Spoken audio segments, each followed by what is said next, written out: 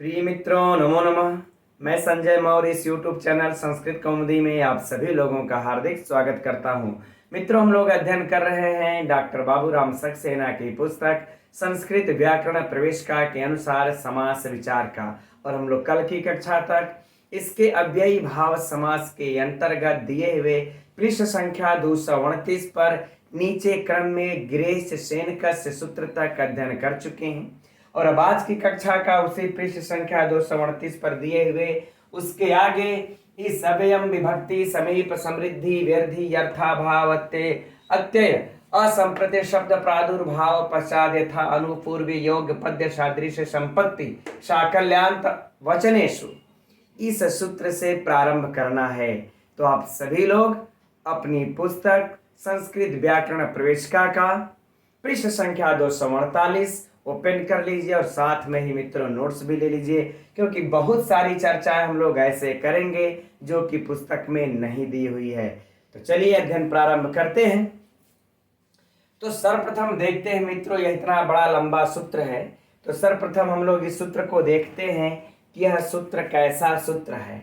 तो यह कैसा सूत्र है मित्रों? विधि सूत्र है ना। विधान करता है, किस चीज का विधान करता है? तो अव्ययी भाव समास का विधान करता है ना। अव्ययी भाव समास का विधान करता है। एकदम दिमाग में इसको हम लोग नोट कर लें, ठीक है ना। अब किन कंडीशन में, किस शर्तों पर यह अव्ययी भाव समास का विधान कर रहा है, तो चलिए देखते हैं किस शर्त पे कर रहे हैं। तो कह रहे हैं कि अव्ययम, यदि अव्यय और इसमें मित्रों यह 16 अर्थ दिए हुए हैं, है ना। इन 16 अर्थों में विद्यमान यदि अव्यय होता है तो इनका समर्थ सुबंत के साथ नित्य समास होता है, और नित्य समास हो जाने के बाद उनका स्वपद विग्रह नहीं होता है, अस्वपद विग्रह होता है। राइट। तो देखते हैं कि वह 16 अर्थ कौन कौन हैं। तो चलिए देख लेते हैं। पहला कौन है? विभक्ति। यहां नोट करते चले। 1 समीप, 2 समृद्धि, 3 व्यर्थी, 4 फिर क्या है? अर्थाभाव, है ना, अर्थाभाव, 5 अत्यय, 6 असंप्रति, 7 शब्द प्रादुर्भाव, 8 है ना।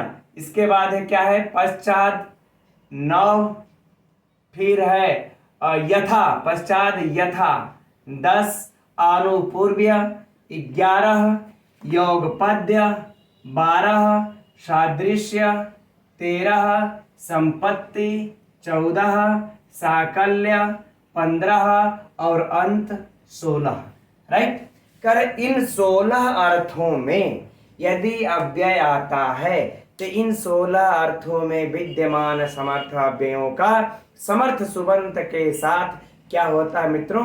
नित्य समास को प्राप्त हो जाता है। राइट। अब हम लोगों को करना क्या है कि एक एक का, यानी कि 16 का उदाहरण देखना है ना। तो चलिए हम लोग 16 का उदाहरण देखते हैं। किस अर्थ में लौकिक विग्रह, अलौकिक विग्रह, उससे क्या परीक्षा में प्रश्न पूछे जाएंगे, कैसे पूछे जाएंगे, इस सब पर अब एक एक करके चर्चा करते हैं। तो सबसे पहले हम लोग प्रारंभ करते हैं सबसे पहले हम लोग प्रारंभ करते हैं मित्रों विभक्ति के अर्थ में, है ना। जो विभक्ति के अर्थ में दिया हुआ है उसको आज थोड़ा सा छोटा छोटा लिख रहे हैं मित्रों, देखने में असुविधा तो नहीं हो रही है ना। चलिए तो प्रारंभ करते हैं। अब देखिए हम लोगों का अव्ययी यानी विभक्ति के अर्थ में जो उदाहरण दिया हुआ है क्या है? अधिहरि, अधिहरि, है ना। अव्ययी भाव विभक्ति के अर्थ में इसका उदाहरण है। ठीक। तो इसका लौकिक विग्रह क्या हो जाएगा मित्रों?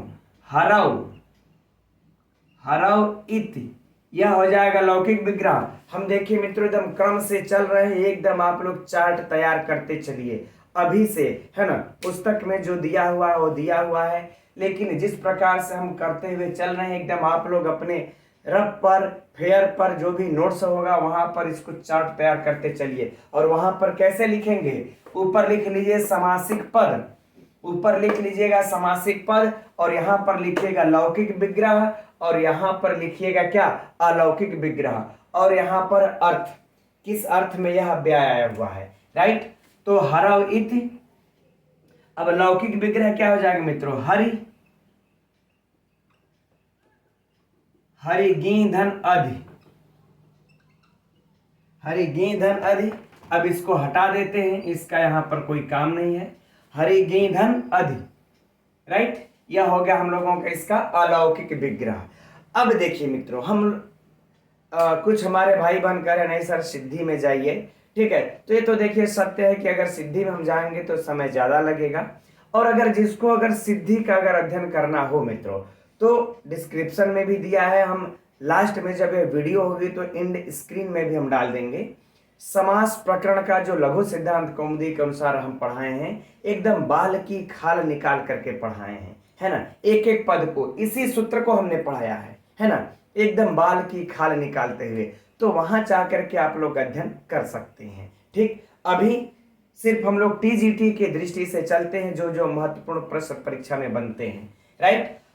अब चलिए, तो यह हो गया हम लोगों का हरि गी अधि। अब यहां पर मित्रों अगर हम लोग इसकी सिद्धि अगर करेंगे तो अधि हरि बनेगा, है ना, अधि हरि बनेगा। अब इसके बाद क्या हो जाएगा कि आप लोगों को पता होगा कि यहाँ पर हरस्वे नपुंसक से हम लोगों ने सूत्र का अध्ययन कर रखे हैं, हर वो सब सारे सूत्रों का यहाँ पर जगह जगह उपयोग होगा, तो उन सबों का अध्ययन कर ही चुके हैं मित्रों। यहाँ पर हम समझते हैं उनकी चर्चा का कोई विशिष्ट आवश्यकता नहीं है, फिर भी जहां आएंगे हम लोग ये कर लेंगे। चलिए, अब इसमें से जो परीक्षा का प्रश्न जो होगा उस पर चर्चा करते हैं।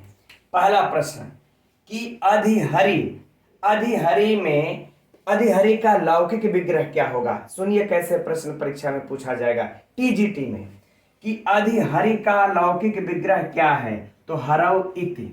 इसका अलौकिक विग्रह क्या होगा, दूसरा प्रश्न, तो हरि गी अधि, यह हो जाएगा दूसरा प्रश्न। अब तीसरा प्रश्न, अधिहरि में किस अर्थ में समास हुआ है, अधिहरि में किस अर्थ में समास हुआ है, तो विभक्ति अर्थ में समास हुआ है। चौथा प्रश्न, है ना, अधिहरि का कौन सा यह समास किस सूत्र से हुआ है, अधिहरि में समास किस सूत्र से हुआ है, तो इसी अव्ययम विभक्ति समीप समृद्धि व्यर्थी अर्थाभाव अत्यय संप्रति शब्द प्रादुर्भाव पश्चात यथानुपूर्व योग पद सादृश संपत्ति साकल्यान्त वचनेषु, इसी सूत्र से यहाँ पर मित्रों समास हुआ है, राइट। चलिए, अब इसके बाद होगा कि यह सूत्र कैसा समास करता है, नित्य हुआ है कि वैकल्पिक हुआ है कि विकल्प से हुआ है, वही बात है ना। यह मित्रों कैसा हुआ है, नित्य समास हुआ है। और जब नित्य समास हो जाता है तो इसका देखिए अस्वपद विग्रह है। यह कैसा विग्रह है, अस्वपद विग्रह, है ना। जब हम विग्रह करते हैं तो अस्वपद विग्रह, चूंकि नित्य समास का यह लौकिक विग्रह होता ही नहीं है ना। लेकिन अगर हम करते हैं तो हमको स्व नहीं अस्व, अस्व अर्थात दूसरे पद का विग्रह लेना पड़ेगा। जैसे हरव इति, देखिए हमने दूसरे का लिया, है ना, और ये विभक्ति अर्थ में है, तो हरि के विषय में, हरि के विषय में, हरि के बारे में, तो हरि है तो हरव सप्तमी का एक वचन लगा लेंगे। एकदम इस सिस्टम को समझ लीजिए मित्रों, फिर बार बार उसको नहीं समझाया जाएगा, है ना। हरव सप्तमी विभक्ति को लगा लेंगे यहाँ पर। अब इसके बाद जब हम लोग इसका अलौकिक विग्रह किया जाएगा तो सप्तमी में जो एक वचन होगा तो गी, द्विवचन होगा तो बहुवचन होगा तो, है ना, सुप इत्यादि, इस प्रकार से हम इसके अलौकिक विग्रह में लगाते हुए चले जाएंगे। और बाकी यहाँ पर जो उपसर्ग रहेगा उस तरफ हम उसको उपसर्ग को रख देंगे, राइट। तो चलिए, इसका स्वपद विग्रह हरि के विषय में आगे बढ़े हम लोग। अब दूसरा क्या है मित्रों, किसके अर्थ में, समीप अर्थ में। चलिए, अब समीप अर्थ में देखते हैं, समीप अर्थ में क्या हो जाएगा। चलिए, अच्छा कलर थोड़ा सा चेंज करके लिखेंगे तो समझने में सरलता होगी, है ना। चलिए, समीप अर्थ में क्या हो जाएगा, हम लोगों का उदाहरण दिया है उपगंगम, यही है ना, उपगंगम। क्योंकि जो उदाहरण दिया है हम उसी को रखना चाहेंगे ताकि आप लोगों को भी समझने में सरलता हो। उपगंगम का क्या हो जाएगा? गंगाया समीपम। यह तो आप लोगों के पुस्तक में भी दिया हुआ है,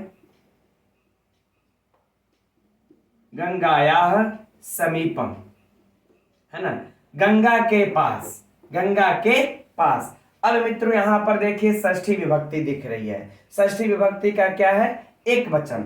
तो षष्ठी विभक्ति का एक वचन में क्या बनता है? अलौकिक विग्रह जब हम लोग करने लगेंगे तो गंगा, गंस और धन क्या कर लेंगे? अब उप है तो उप को लगा लेंगे एकदम। बस इसी तरह से मित्रों हम लोगों को अलौकिक विग्रह करना है। जब लौकिक विग्रह यदि कर लिए आप लोग तो अलौकिक विग्रह ऐसे ही हो जाएगा। बस इसमें विभक्ति को देख लेना है कि कौन सी विभक्ति है, बाकी सु और जस सम और षष्ठ अभ्याम भी रटे रहिए उसको। अब उसके अनुसार हम लोग लगा लेंगे, क्या हो जाएगा? घस धनुप। ठीक, अब बाकी के सारे प्रश्न वही होंगे जो इस अधिहरि में होंगे। बस एक प्रश्न में अंतर आएगा कि उपगंगम में किस अर्थ में समास हुआ है? तो समीप अर्थ में समास हुआ है। उपगंगम में किस सूत्र से समास हुआ है? तो अव्ययम विभक्ति समीप समृद्धि से समास हुआ है। उपगंगम का लौकिक विग्रह, उपगंगम का अलौकिक विग्रह। ठीक है। अब बाकी मित्रों यहाँ पर उपगंगा का, गंगा का उसको अब हर वहां पर अब सु कैसे उत्पत्ति होती है, अम कैसे आदेश हो जाता है, उपगंगम कैसे बनता है, यह सिद्धि प्रक्रिया हम लोग कल के परसों की भी कक्षा में विस्तृत देख चुके हैं।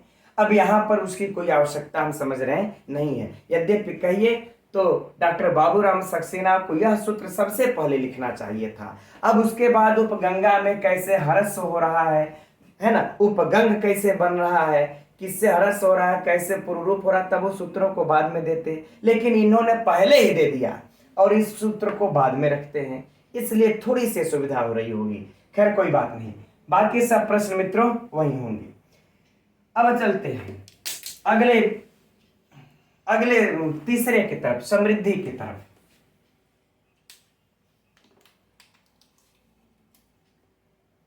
तीसरा क्या है? समृद्धि।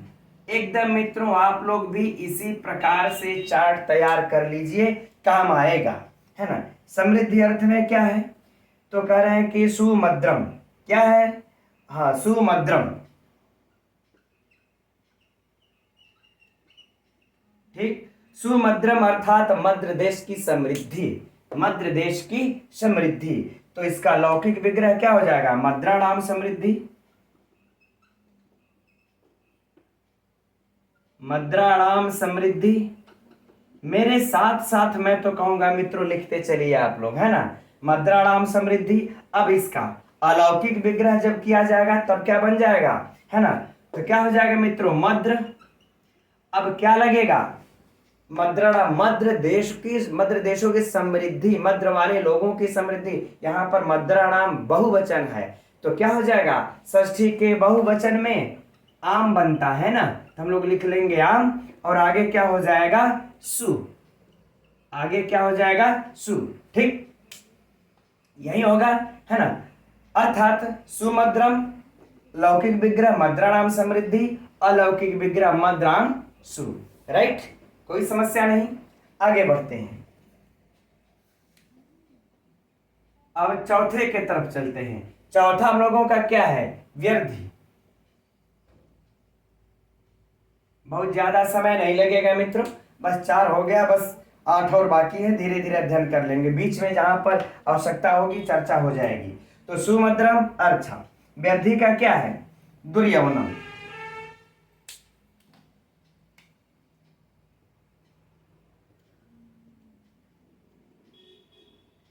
है ना, दुर्यवनम अर्थात कि यवनों की दुर्गति, यवनों की दुर्गति कह ले। ठीक, अब क्या हो जाएगा इसका? लौकिक विग्रह यवना नाम व्यर्धी।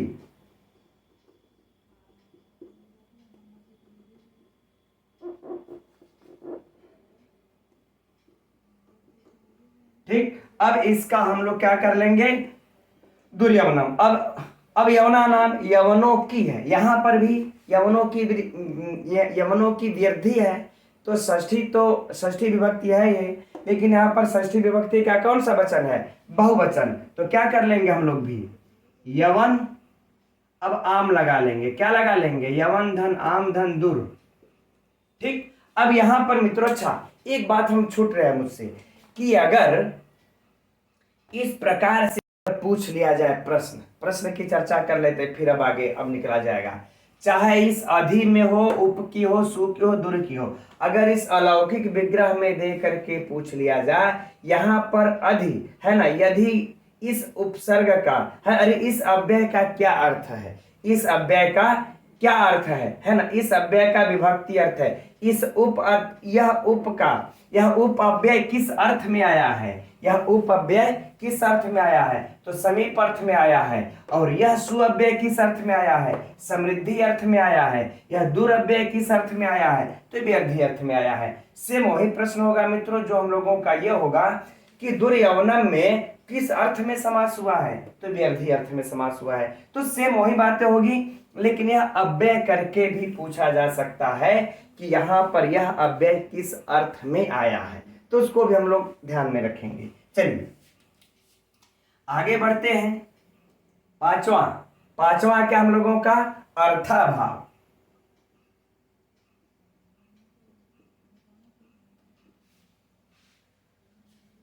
अर्थाभाव है ना।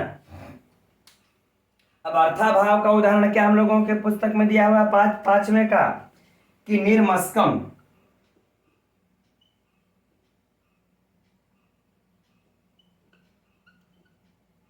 यह दिया हुआ है निर्मस्कम, अर्थात मस्का नाम अभावः।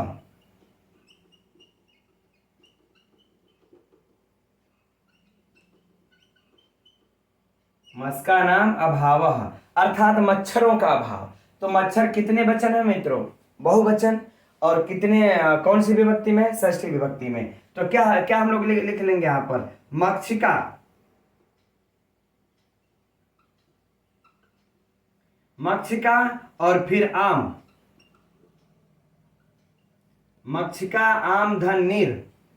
क्या लिख लेंगे? नीर। हो गया, मक्षिका आम धन नीर। ठीक है। और बाकी मित्रों सब के सब प्रश्न वहीं इसके बनते जाएंगे। अब बार बार उसके रिपीट करने की कोई विशिष्ट आवश्यकता नहीं है। अब हम लोग चलते हैं छठवें अर्थ की तरफ। छठवां क्या है? अत्यय। ठीक, छठवां अर्थ है अत्यय। अत्यय के अर्थ में हम लोगों का क्या उदाहरण है? करें कि अति हिमम,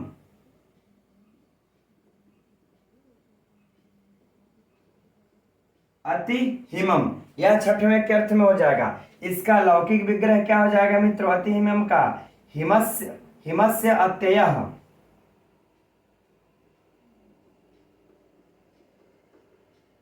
हिमस्य अत्ययः। ठीक। अब अलौकिक विग्रह क्या हो जाएगा? हिम का नाश। तो यहां पर का की के संबंध तो है, एक वचन है। षष्ठी का क्या वचन है? एक वचन। तो क्या हो जाएगा? हिम गंस। क्या लगा लेंगे? गंस। अब अव्यय हमारा क्या है? अति अव्यय है ना। तो हम लोग क्या लगा लेंगे यहाँ पर? अति। अब यह अति किसके अर्थ में आया है? तो अत्यय के अर्थ में आया है, अर्थात नाश के अर्थ में आया है। राइट। चलिए सातवें की तरफ बढ़ते हैं। सातवां हम लोगों का क्या है? संप्रति।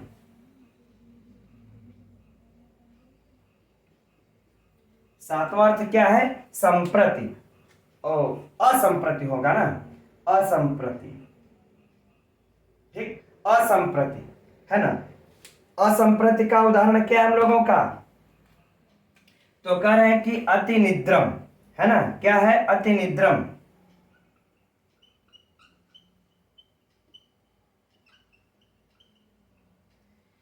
अति निद्रम। अब इसका जो है लौकिक विग्रह क्या हो जाएगा? निद्रा संप्रति न युज्यते, निद्रा संप्रति न युज्यते।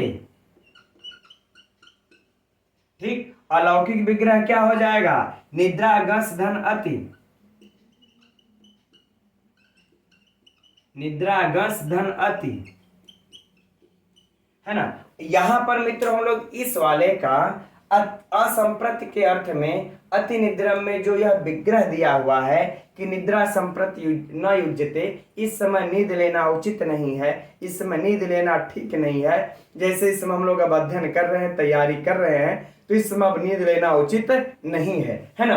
तो ये जो लौकिक विग्रह है मित्रों, इसका थोड़ा सा उलझावपूर्ण है, इसलिए हम लोग इसको याद रखेंगे, कहीं यह विस्मृत न हो जाए। बाकी निद्रा गंस धन अति, ये तो लौकिक अलौकिक विग्रह हो ही जाएगा, और बाकी सब प्रश्न मित्रों वही होंगे जो हम लोगों ने इसके लिए किया।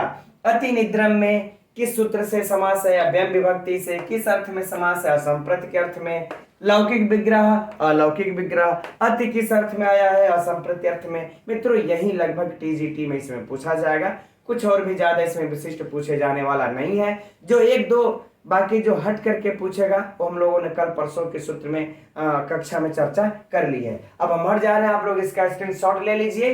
अब हम लोग तब अब आगे बढ़ते हैं, क्योंकि अब भर चुका है। तो अब हम लोग 7 अर्थों में उदाहरण देख लिए, अब यह 8वें अर्थ में उदाहरण देखने की बारी है। तो 8वां उदाहरण हम लोगों का क्या है, शब्द प्रादुर्भाव।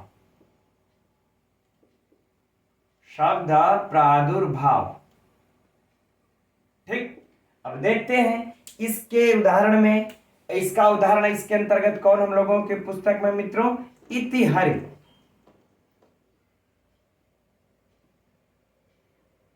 इति हरि, राइट।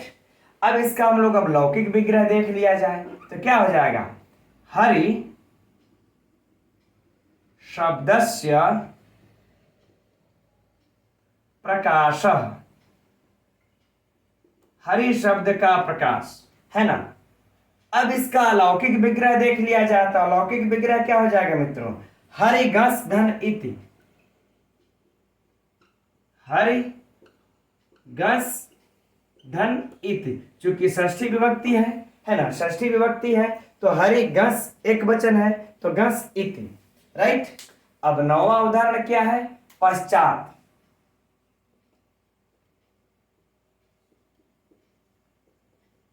पश्चात के भी अर्थ में देख लेते हैं। तो पश्चात के अर्थ में क्या है उदाहरण हम लोगों का, 9वां, हाँ, अनुविष्णु। क्या है, अनुविष्णु।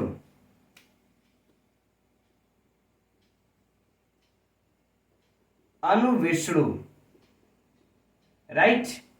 अब इसका क्या हो जाएगा हम लोगों का लौकिक विग्रह, विष्णु पश्चात। एकदम यह सब तो मित्रों पुस्तक में भी हम लोगों के दिया हुआ है, लेकिन मैं इसलिए लिख दे रहा हूं ताकि आप लोग एकदम इस प्रकार से एक तालिका बना ले, है ना। एकदम ऊपर लिखा हुआ होगा, इस तरह से लिख लीजिएगा, लौकिक विग्रह अलौकिक विग्रह, एकदम तालिका बना करके चलते रहिए। जैसे मैंने अभी हम लोगों ने प्रारंभ में कहा विष्णु पश्चात। अब इसका अलौकिक विग्रह क्या हो जाएगा, तो विष्णु के पश्चात। तो विष्णु क्या हुआ, एक वचन है, तो हम लोग क्या कर लेंगे, विष्णु गस लगा लेंगे, षष्ठी का एक वचन, विष्णु गस धन। अब क्या है इधर अनु, तो अनु लगा लेंगे। अब बाकी प्रश्न क्या होगा मित्रों, वही कि अनु यहाँ पर अव्यय किस अर्थ में आया हुआ है, तो पश्चात के अर्थ में। अनु विष्णु में किस सूत्र से समास है, तो इसी सूत्र से, है ना। यह इसका अलौकिक विग्रह अलौकिक विग्रह, इससे बाहर मित्रों संभवतः नहीं पूछना चाहिए। और बाकी अगर जो ये पूछेगा कि किससे इसका इसके टी का लोप हुआ है, ह्रस्व हुआ है, किससे टच का विधान हुआ है, ये सब तो हम लोग कल के परसों की कक्षा में चर्चा कर ही चुके हैं। बस आज की कक्षा का जो यह सूत्र है, इससे बस यही हम लोगों को बातें अपने दिमाग में ध्यान में रखनी है। अब 10वां उदाहरण क्या है, देखिए ये वाला उदाहरण थोड़ा सा समस्या करेगा। यथा, तो यथा के कितने अर्थ हो जाते हैं मित्रों, 4 अर्थ। यथा के कितने अर्थ हो जाते हैं, 4 अर्थ। हम सभी लोग जानते हैं, यहां पर दिया भी हुआ है क्या, योग्यता। क्या दिया हुआ है, योग्यता।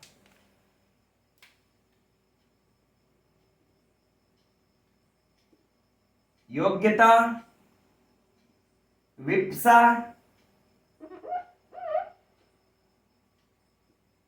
योग्यता, विप्सा और उसके बाद अनतिक्रम्य,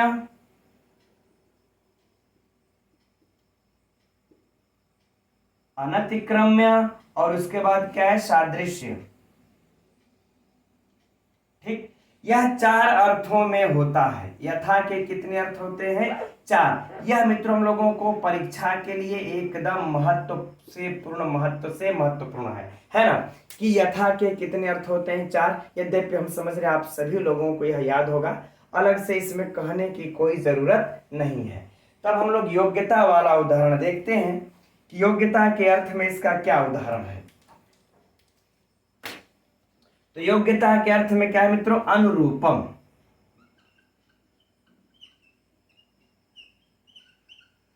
अनुरूपम।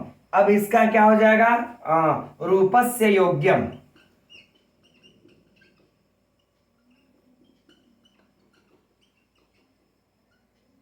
रूपस्य योग्यम। ठीक, अलौकिक विग्रह क्या हो जाएगा इसका, अब रूप गस अनु, रूप गस धन अनु, यह क्या हो जाएगा इसका, अलौकिक विग्रह। ठीक, अब विप्सा के भी अर्थ में देख लेते हैं। विप्सा के अर्थ में क्या है मित्रों, प्रत्यर्थम।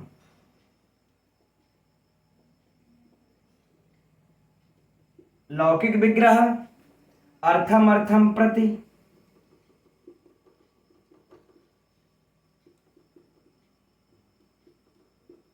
अलौकिक विग्रह क्या हो जाएगा, अर्थ आम प्रति,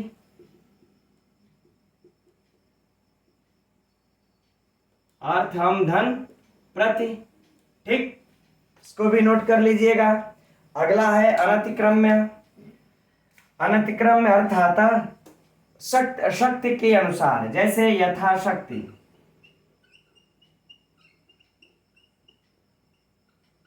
यथाशक्ति, शक्ति के अनुसार। तो यथाशक्ति का क्या हो जाएगा, शक्तिम अनतिक्रम्य, शक्तिम अनतिक्रम्य, अलग अलग लिख दे रहे हैं हम। ठीक है, अब इसका क्या हो जाएगा, लौकिक विग्रह, अरे अलौकिक विग्रह। तो शक्ति अम धन क्या है, यथा, शक्ति अम धन यथा। राइट, चलिए आगे बढ़ते हैं, सादृश्य के अर्थ में चलते हैं। सादृश्य के अर्थ में क्या हो जाएगा, तो सादृश्य का अर्थ क्या हो जाएगा, सहरी, सहरी। इसका क्या हो जाएगा, हरे सादृश्यम,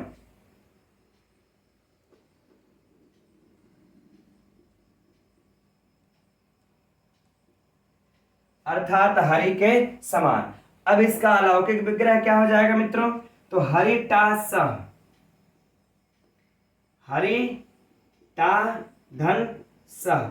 अब यहां पर आप लोगों को एक अलग ढंग का प्राप्त हुआ होगा मित्रों, हरि टा धन सह, क्योंकि हरि के समान। तो यहां पर मित्रों बाकी सहयुक्त सह के योग वाली की बातें हैं, ये तृतीया की है ना। तो लेकिन यहाँ पर हम लोग थोड़ा सा हट करके रहेंगे, बस ये याद कर लेना है कि हरि टाधन सह। ज्यादा हम गहराई में उधर जाना नहीं चाहते, नहीं तो आप लोग फिर कहेंगे कि सर समझ में नहीं आ रहा है, सर ऊपर से जा रहा है। मान लेते हैं परसों तो कुछ ज्यादा कठिन कक्षा थी, है ना, लेकिन कल की कक्षा तो हम समझते हैं कि सरल ही थी, फिर भी कुछ लोगों का था सर की समझ में नहीं आ रहा है।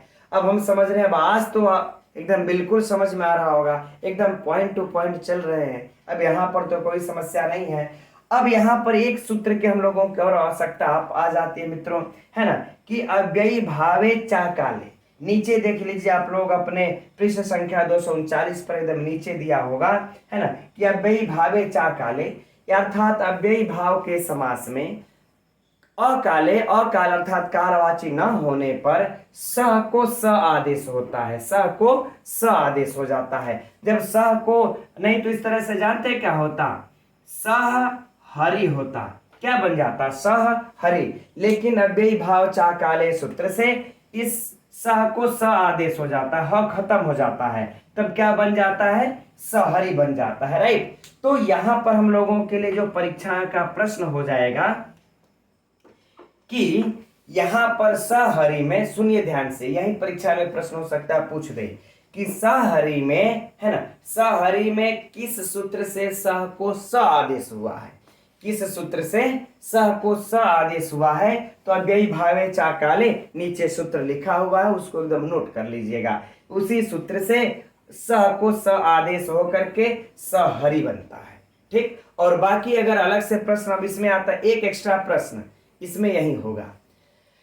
और बाकी तो सहहरि में वही समास, कौन सा समास, किस सूत्र से समास हुआ, इस सूत्र से, किस अर्थ में हुआ है, सादृश्य अर्थ में हुआ है ना। हरे सादृश्यम लौकिक अलौकिक विग्रह, बाकी हो ही गया। ठीक, अब हम लोग आगे बढ़ते हैं 11वें पर।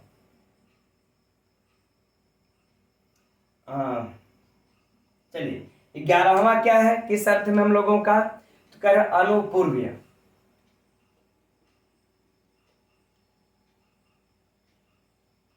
अनुपूर्व्य अर्थ में, है ना। 11वां है ना, अनुपूर्व्य अर्थ में है। उदाहरण क्या है हम लोगों का कि ज्येष्ठ के अनुसार अनुज्येष्ठम, है ना,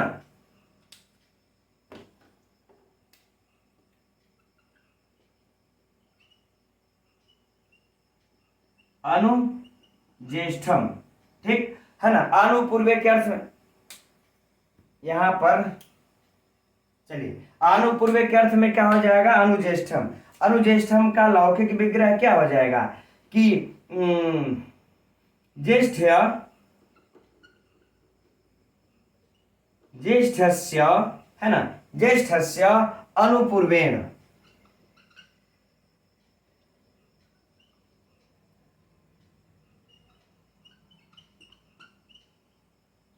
ज्येष्ठस्य अनुपूर्वेण, है ना। ये हो जाएगा हम लोगों का अलौकिक, लौकिक विग्रह।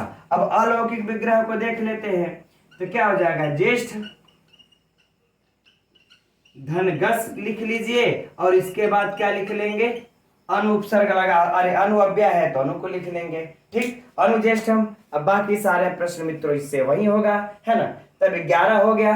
अब कितने बच गए हम लोगों को, 5। तो चलिए मैं हट जाता हूं, आप लोग स्क्रीन शॉट यदि लेना चाहेंगे तो ले ले। अब चलिए हम लोग इसके आगे का उदाहरण देखते हैं। तो 12वां है क्या हम लोगों का, योग पद्य, योग पद्य अर्थात एक साथ, अर्थात क्या हो जाएगा, एक साथ। ठीक, तो हम लोगों का उदाहरण क्या है मित्रों, योग पद्य का सचक्रम, सचक्रम। इसका जो है कि लौकिक विग्रह क्या हो जाएगा सचक्रम का, तो चक्रेण युगपत, चक्रेण युगपत। थोड़ा सा मित्रों हटके है ना, चक्रेण युगपत, इसलिए थोड़ा सा हम लोगों को इसके लौकिक विग्रह पर ध्यान देना होगा ना, कि चक्रेण युगपत। राइट, आगे बढ़ते हैं। अब अलौकिक विग्रह क्या हो जाएगा, तो चक्रधंटा, चक्रधंटा धन सह, चक्र। अब देखिए टा यहां पर लग जाएगा तृतीया विभक्ति का एक वचन, और उसके बाद कर लेंगे हम लोग सह, चक्रेण युगपत। राइट, बाकी सारे प्रश्न वही होंगे। अब हम लोग चलते हैं 13 पर।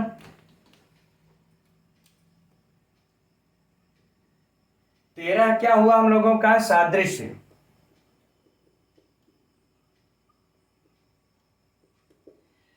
तो अब देखिए मित्रों यहां हम लोगों का आ गया सादृश्य। अभी हम लोग यह जो यथा के 4 अर्थों में जो सादृश्य अर्थ के हम लोगों ने देखा था, अब पुनः यहाँ पर सादृश्य का क्या अर्थ है।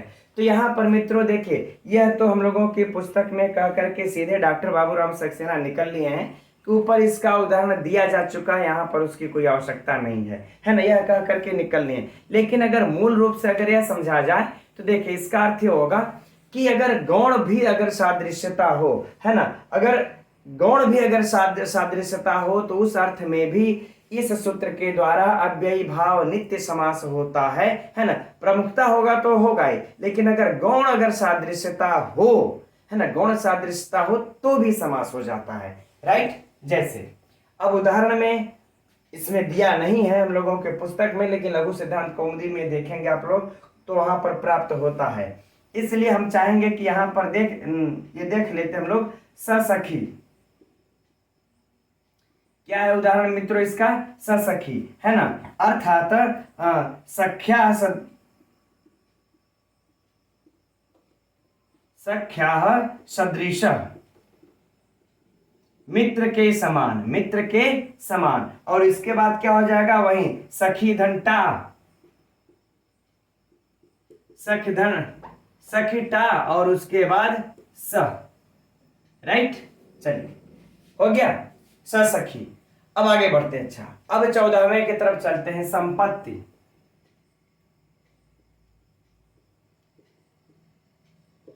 अब यहां पर मित्रों संपत्ति की अगर बात किया जाए तो देखिए यहां पर पूर्व में हम लोग समृद्धि की चर्चा कर चुके हैं। तो समृद्धि संपत्ति क्या दोनों एक ही होती है? तो नहीं, है ना। क्योंकि धन धान्य आदि से पूर्ण रिद्धि सिद्धि सबको हम कहेंगे संपत्ति, है ना। अरे जो कि समृद्धि, और संपत्ति में केवल टोटल धन संपत्ति ही रहेगा, है ना। इसलिए दोनों में सूक्ष्मता का अंतर है, इसलिए विपरीत अलग अलग है। ठीक, तो चलिए संपत्ति के अर्थ में हम लोगों का क्या कौन सा है? 14वां। क्या अर्थ मिलता है? सछत्रम।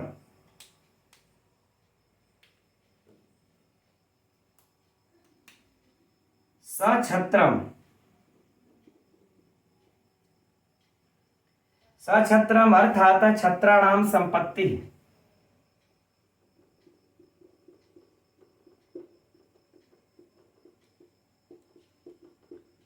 छात्राणाम छत्राणाम होगा ना, हाँ, छत्राणाम संपत्ति। अब क्या हो जाएगा इसका? अलौकिक, अलौकिक विग्रह क्या हो जाएगा? छत्र। अब यहां पर देखिए हम लोगों को षष्ठी का बहुवचन प्राप्त हो रहा है, तो क्या लगा लेंगे? छत्र आम, छत्र आम धन। अब यहां पर क्या है? स, है ना। यहां पर क्या है? तो हम लोग लगा लेंगे स। ठीक, और बाकी यहां पर भी मित्रों वही होगा, स से स आदेश किस सूत्र से होगा? अव्ययी भाव चा काले से। यहां पर भी होगा, यहां पर भी होगा, यहां पर भी होगा, हर जगह है वही सूत्र काम कर जाएगा। इसलिए उस सूत्र को विशिष्टता के तौर पर हम लोग दिमाग में रखेंगे, है ना। अब आगे बढ़ते हैं। 15वां उदाहरण हम लोग क्या अर्थ में है? साकल्य।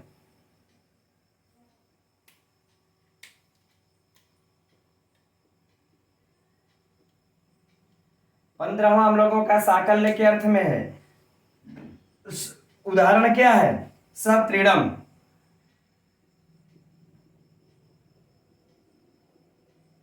अर्थात तृण को भी नहीं छोड़ता, सब कुछ खा जाता है।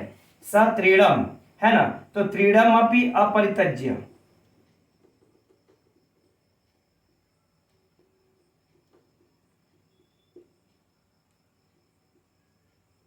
अपरित्यज्य हो गया। अब इसके बाद अलौकिक विग्रह देख लेते हैं, तो क्या हो जाएगा इसका? तृण धन टा धन सह, तृण टा धन सह, सह को सह आदेश होकर के क्या हो जाएगा? सत्रीणम। सेम वही बात है मित्रों, कोई समस्या नहीं। अब हम लोगों का जो अंतिमवा है, अंतिम अर्थ में अंत है ना। क्या है? अंत।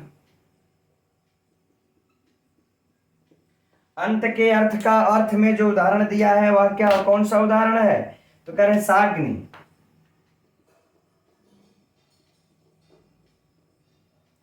साग्नि लौकिक विग्रह क्या हो जाएगा? अग्नि पर्यंतम,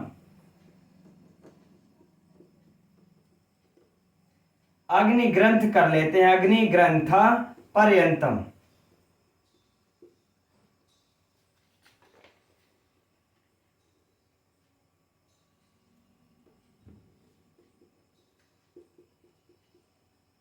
ठीक, अब अलौकिक विग्रह क्या हो जाएगा? अग्निधंटा, अग्निटाधन सह, राइट, अग्निटाधन सह। अब यहां से भी मित्रों वाक्य हम लोगों का प्रश्न वही हो जाएगा। तो हम समझते हैं कि यह सूत्र एकदम संक्षिप्त में, अगर मित्रों हम लोग इसके विस्तृत अध्ययन में जाते हैं तो हर जगह हर सूत्र में वही पहले उसकी उपसर्जन संज्ञा कीजिए। चूंकि अव्ययम यहाँ पर देखिए, अव्ययम कौन सा है, प्रथमा से निर्दिष्ट है, इससे इसके कारण से जो अव्यय होगा उसको हम क्या करेंगे, उपसर्जन संज्ञा, फिर प्रथमा निर्दिष्टम समास उपसर्जनम से उसको पूर्व में प्रयोग हम लोग ये करके, और उपसर्जनम पूर्वम से पूर्व में प्रयोग हम लोग पहले करते, फिर क्या करते, कृत तद्धित समासाश्य से इसका जो है कि ये प्रातिपदिक संज्ञा होती, सुपो धातु से लोप करते, बाकी सब आगे की प्रक्रिया आगे बढ़ाते। हर चीज में तो हम लोग जाते तो समय ज्यादा लग जाता, लेकिन हम लोगों ने इस शॉर्टकट में पढ़ लिया, और जो जो टीजीटी में लगभग प्रश्न पूछे जाएंगे उस पर सब हम लोगों ने प्रमुखता से दृष्टि ये डाल लिए। और इसका मित्रों एक ही उपाय है कि इन सब को उदाहरणों को हम लोग इसके लौकिक अलौकिक विग्रह को और किस अर्थ में हो रहा है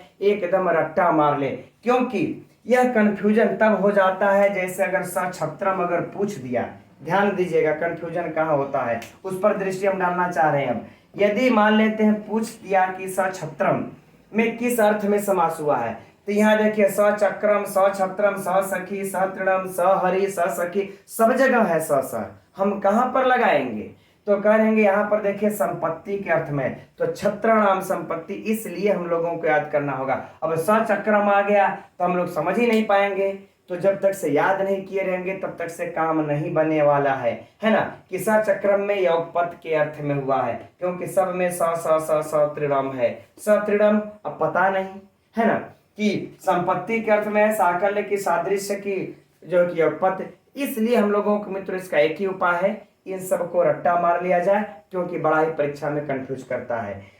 अब देखिए आगे 3 सूत्र हल्के फुल्के ये बचे हुए, बस आज झटके मुझको भी देख करके समाप्त कर लेते हैं। तो अब आगे मित्रों हम लोगों को पृष्ठ संख्या 240 पर देखेंगे, तो यह सूत्र दिया होगा यावदवधारणे, ठीक है। तो देखते हैं, यह बहुत ज्यादा कुछ नहीं कह रहा है, बस इतना ही कह रहा है। अच्छा पहले यह देख लेते हैं कि सूत्र कैसा सूत्र है। तो विधि सूत्र है, विधान करता है, कौन से का विधान करता है मित्रों, तो यह भी देखिए अव्ययी भाव समास का विधान करता है। किसका विधान करता है, अव्ययी भाव समास का विधान करता है। किस कंडीशन में करता है, तो कह रहे हैं कि यावद अवधारणे, यदि यावद शब्द के अवधारण अर्थ में यदि यावद आता है तो उसका भी अव्ययी भाव समास हो जाता है। देखिए अभी तो हम लोगों ने 16 अर्थों में अध्ययन कर लिया है, लेकिन अब यहाँ पार्टिकुलर इस शब्द से कह रहे हैं कि यावद शब्द का उदाहरण अर्थ में भी समास होता है। जैसे करें कि यावंतः श्लोकाः, है ना, ठीक। श्लोका इस प्रकार से जब हो तो हम लोग क्या कर लेंगे, इसका अव्ययी भाव समास यावच्छ लोकम, क्या कर लेंगे, यावच्छ लोकम, राइट। अब यहां से मित्रों हम लोगों को इस उदाहरण से सिर्फ हम समझते हैं परीक्षा में 2 ही प्रकार के महत्वपूर्ण प्रश्न पूछे जाएंगे। एक तो प्रश्न यह पूछा जाएगा कि यावच्छ लोकम में कौन सा समास है, तो कौन सा समास है मित्रों, अव्ययी भाव समास है, ये अव्ययी भाव समास है। और दूसरा यह पूछा जाएगा कि यावच्छ लोकम में किस सूत्र से समास हुआ है, तो यावदवधारणे सूत्र से समास हुआ है। अब बाकी तीसरा कुछ दिमाग में रखिए ही मत, राइट, बस यही 2 बातों को ध्यान में रखना है। अब देखिए अगला सूत्र है आंग मर्यादाभिविध्यो।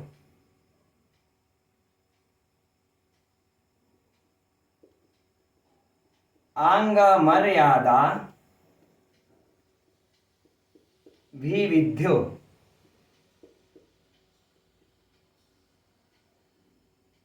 ठीक, यही सूत्र है अंग मर्यादा विविध्यो। अब यह सूत्र क्या कह रहा है, तो यह कह रहा है कि आंग का मर्यादा और अभिविधि में भी विकल्प से समास हो। क्या हो मित्रों, करें कि विकल्प से समास हो, विकल्प से अव्ययी भाव समास हो, यह भी याद रख लीजिएगा, विकल्प से अव्ययी भाव समास कर रहा है यह। कोई समस्या हुई नहीं, फिर से समझिए, यह जो आंग दिख रहा है इसका विकल्प से एक बार मर्यादा के साथ समास होगा और एक बार नहीं होगा, फिर उसी प्रकार से एक बार अभिविधि अर्थ में भी समास होगा और एक बार नहीं होगा। और मित्रों यह मर्यादा अर्थ किसको कहते हैं, अभिविधि अर्थ किसको कहते हैं। हम लोग कारक प्रकरण में यह पढ़ रखा है कि मर्यादा का अर्थ कहाँ तक किसको होता है और अभिविधि भी किसको कहते हैं, इसलिए यहाँ पर इसको अध्ययन नहीं किया जाएगा, समय व्यतीत होगा और यहाँ पर इसका कोई विशिष्ट आवश्यकता भी नहीं है ना। और उसी कारक प्रकरण में मित्रों हम लोगों ने यह भी अध्ययन किया हुआ है कि मर्यादा के अर्थ में और अभिविधि के अर्थ में जो है आंग की कर्म प्रवचनी संज्ञा होकर के पंचमी विभक्ति होती है, पंचमी विभक्ति होती है। तो यह याद रखेंगे कि यह जब विकल्प से अव्ययी भाव समास करता है तो एक बार जब यह समास कर देगा तो समास हो जाएगा, और जब समास नहीं करेगा तब विकल्प से पंचमी जिस प्रकार से होती है उस प्रकार से हो जाएगी, है ना। तो देखते हैं हम लोग अब बस मर्यादा अर्थ में, है ना। मर्यादा अर्थ में क्या है, यहां पर आमुक्ते, आमुक्ते। अब यहां पर देखिए मित्रों क्या है, यह आंग उपसर्ग है ना, आंग उपसर्ग है आमुक्ते, हम यहां पर समास नहीं करते हैं तो यह हो जाता हमारा पंचमी का प्रयोग करके हमने इस प्रकार से हम ये बना लेते हैं। अब यदि हमारा इस आंग के साथ मुक्ते, आंग का इस मुक्त अगर मर्यादा अर्थ में इस मुक्ति के साथ इस आंग मर्यादा विविध्यों से विकल्प से एक बार हम समास भी कर सकते हैं, और जब समास कर देंगे मित्रों तो क्या हो जाएगा, आमुक्ति, देख लीजिए, है ना।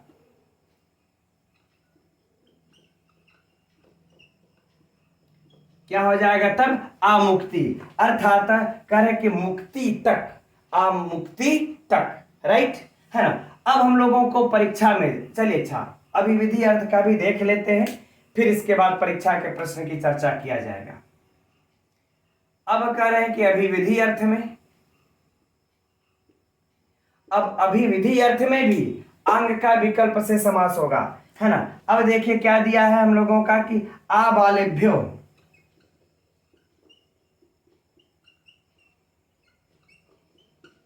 आबालेभ्यो, है ना। अब देखिए आबालेभ्यो दिया हुआ है, अब हम चाहेंगे तो एक बार इसका समास भी ये कर लेते हैं तो आबालम हो जाएगा,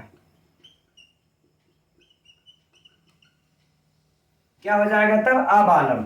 अब परीक्षा के प्रश्न पर चलते हैं मित्रों, किस पे क्या हम लोगों को ध्यान रख करके अध्ययन करना है कि आमुक्ति में कौन सा समास है, अव्ययी भाव समास है, एकदम नोट कर लीजिए मित्रों, परीक्षा के लिए बेहद से बेहद महत्वपूर्ण है यह। अब आमुक्ति में कौन सा समास है, अव्ययी भाव समास है। आबालम में कौन सा समास है, तो अव्ययी भाव समास है। कौन सा समास है, अव्ययी भाव समास है ना। किस अर्थ में है, यहाँ पर अभिविधि में है और यहाँ पर मर्यादा अर्थ में है, बस यही दो चीजें पूछा जाएगा मित्रों। हाँ अब एक चीज और पूछी जा सकती, किस सूत्र से है, तो देखिए अंग मर्यादा अभिविध्यो सूत्र से है, तो बस इतना ही पूछा जाएगा। फिर से ध्यान से सुनिए, पहला प्रश्न आमुक्ति में कौन सा समास है, अव्ययी भाव समास है। दूसरा प्रश्न किस अर्थ में अव्ययी भाव समास हुआ है, मर्यादा अर्थ में अंग के साथ यहाँ पर समास हुआ है। तीसरा प्रश्न क्या मुक्ति में किस सूत्र से समास हुआ है, अंग मर्यादा अभिविध्यो सूत्र से समास हुआ है। दैट्स बस इतना ही पूछा जाएगा। अब इसके बाद आबालम में आ जाते हैं, आबालम में भी वही तीनों प्रश्न मित्र यहां से भी पूछे जाएंगे, ठीक। तो फाइनल चलिए अब इससे मित्रों, अब इससे ज्यादा शॉर्टकट तरीका अब नहीं हो सकता। अगर हम लोग अब इससे ज्यादा शॉर्टकट में जाएंगे तब हम लोगों के लिए परीक्षा के लिए क्षति हो जाएगी, ठीक। अब अंतिम सूत्र है आगे, उसको देखते हैं। तो अब अगला सूत्र है मित्रों, लक्षणेनाभिप्रत्याभिमुख्य, ठीक। देखते हैं इस सूत्र को। यह भी सूत्र कैसा सूत्र है मित्रों, विधि सूत्र है। विधान करता है, किसका विधान करता है, तो अव्ययी भाव समास का विधान करता है। किस कंडीशन में करता है, तो कह रहे हैं कि लक्षण और अभिमुख्य, अर्थात चिन्ह और उस ओर, है ना। लक्षण और कह ले चिन्ह ज्ञापक या इस ओर के अर्थ में अभि और प्रति की, अभि और प्रति की यह अव्ययी भाव समास करता है। जैसे कि क्या होगा, अग्निम अभि,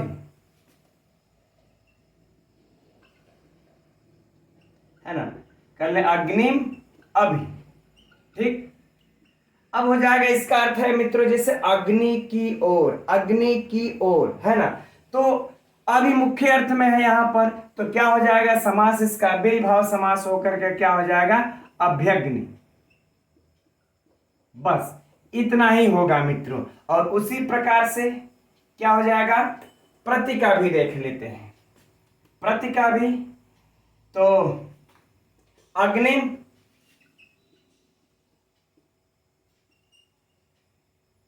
अग्निम प्रति, ठीक। फिर उसी प्रकार से इन दोनों का जब समास हो जाएगा तो क्या हो जाएगा प्रत्यग्नि।